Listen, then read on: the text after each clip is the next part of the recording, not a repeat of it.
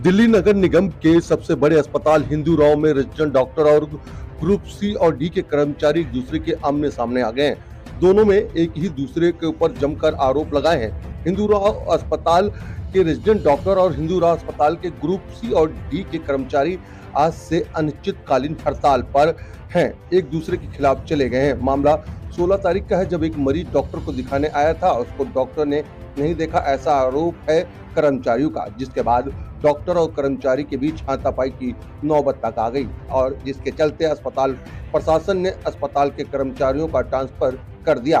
Group C और D के कर्मचारी का कहना है कि प्रशासन ने मनमानी करते हुए एक तरफा फैसला कर दिया और इसके बाद अब जो है कर्मचारी और डॉक्टर अपनी मांगों को लेकर अड़े हुए हैं और हड़ताल जो है वो जारी होगी, जिससे कि अब जो लोग हैं वो पिसते हुए नजर आ रहे हैं। जी हाँ, मरीज जो यहाँ आ रहे हैं वो पिसते हुए नजर आ रहे हैं।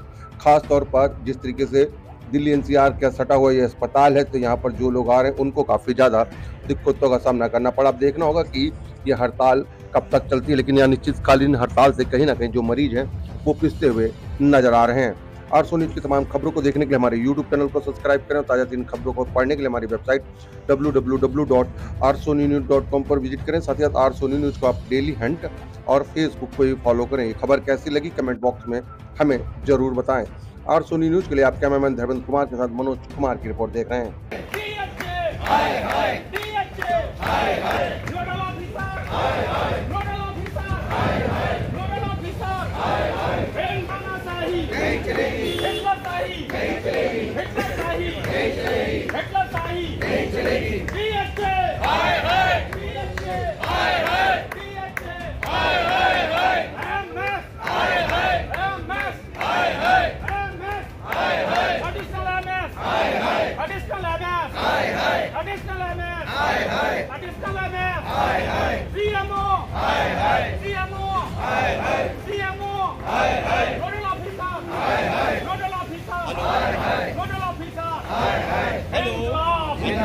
अभी तो ये लड़ाई है, आगे और लड़ाई है, अभी तो ये लड़ाई है, आगे और लड़ाई है, अभी तो ये लड़ाई है, आगे और लड़ाई है, अभी तो ये लड़ाई है, आगे और लड़ाई है। निगम प्रशासन, निगम प्रशासन, निगम प्रशासन, निगम प्रशासन, ये प्रशासन धोखा है, ये प्रशासन धोखा है।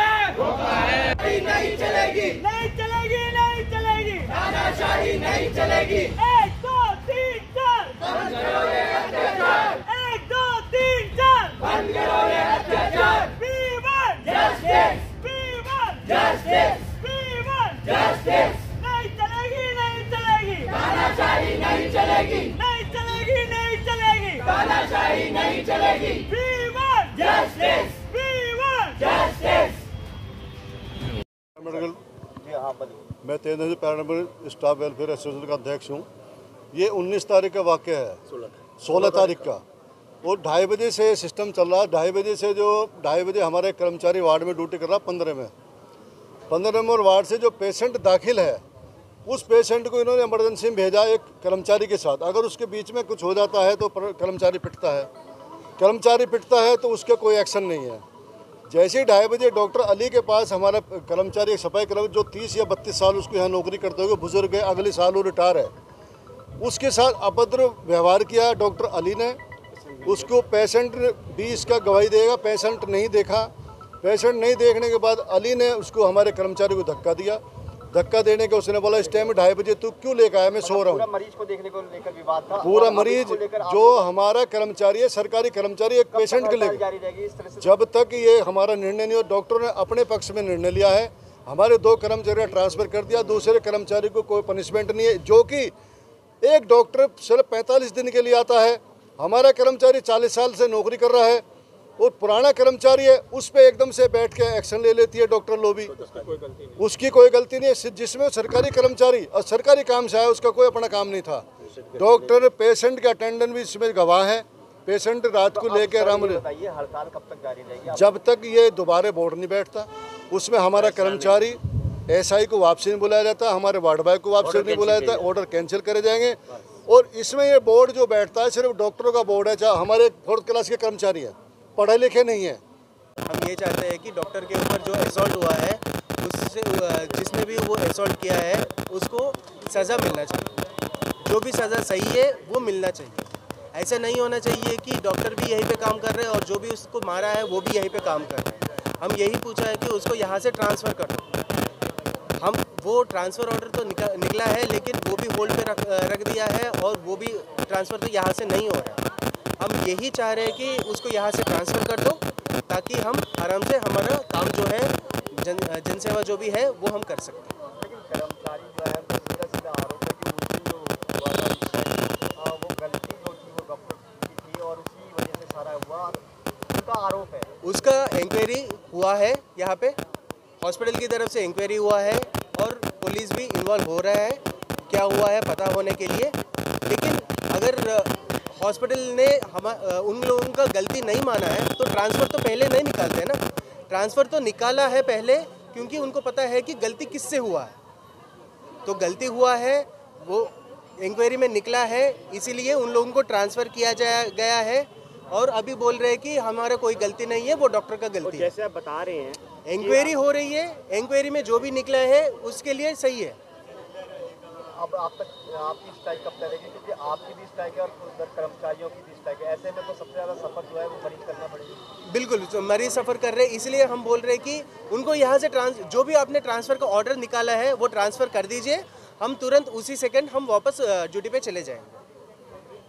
दूसरा जो मेन बात है वो है सिक्योरिटी सिचुएशन एनहांस होनी चाहिए। सिक्योरिटी सिचुएशन बहुत ही पुअर है यहाँ पे। आए दिन इंसिडेंसेस होते हैं डॉक्टर्स के खिलाफ, मतलब यहाँ पे वो ना वायलेंस होता है और अटेंडेंट्स मिसबिहेव करते हैं, वायलेंस करते हैं, आए दिन होता है ये, हर रोज़ ही का ये इंसिडेंस हो गया है। तो ये चीज़ एनहांस होनी चाहिए। सिक्योरिटी सिचुएशन हम कब से डिमांड कर रहे हैं इंस्टीट्यूशन से, वो कितने महीने हो गए हैं and every time they say that the file is मतलब moving and they are working on it, but on grounds there is no efforts. Thank you. हड़ताल हो रहा है जी। उस दिन 16 तारीख को कर्मचारी और एक जूनियर डॉक्टर के बीच किसी मरीज को देखने को लेकर के विवाद हुआ था और उसको लेकर विवाद बढ़ गई और प्रशासन ने एक तरफा फैसला करते हुए बिना किसी मतलब स्टाफ के मेंबर भी नहीं रखा, कुछ नहीं, और डॉक्टर के लिए एक तरफा फैसला करते हुए कर्मचारी का यहाँ से ट्रांसफ़र कर दिया है। इसको लेके, इस भेदभावपूर्ण रवैये को लेकर के पूरी कार्रवाई होती, पूरी सुनवाई होती, कौन दोषी है कौन निर्दोष है, उसके बाद जो है यूनियन को भी बताया जाता और सही फैसला लिया जाता। हमें कोई तकलीफ नहीं थी, लेकिन एक तरफा फैसला करते हुए सिर्फ कर्मचारी का ट्रांसफ़र कर दिया गया, डॉक्टर को के साथ कुछ नहीं किया गया। इसको लेकर के कर्मचारियों में बहुत रोष है। कब तक ये हड़ताल जारी रहेगी आप लोगों की? जब तक कर्मचारियों को न्याय नहीं मिलेगा तब तक ये हड़ताल जारी रहेगी। सर एक बार नाम मेरा नाम दीपक कुमार है, मैं joint secretary hospital employees union हूँ। आज हमारी नाइंसाफ़ मिलने के खातिर हमने अब सभी कर्मचारी और सभी paramedical staff, nursing association, hospital employees union के छाते के नीचे आज संपूर्ण रूप से धरना है। जब तक हमारे ASI विकास कौशिक और हमारे सफाई कर्मचारी प्रकाश जी वापस नहीं आते, जब तक हमारा हड़ताल चलेगी। लेकिन इसको लेकर डॉक्टर भी, जूनियर जो रेजिडेंट डॉक्टर है वो भी हड़ताल पर है आपके खिलाफ, तो एक दूसरे के खिलाफ हड़ताल पे जाने का फायदा क्या है? उससे तो मरीजों को नुकसान नहीं, हमारे से कोई किसी की वो नहीं है दुश्मनी। हम तो ये चाहते हैं कि हमें न्याय मिले।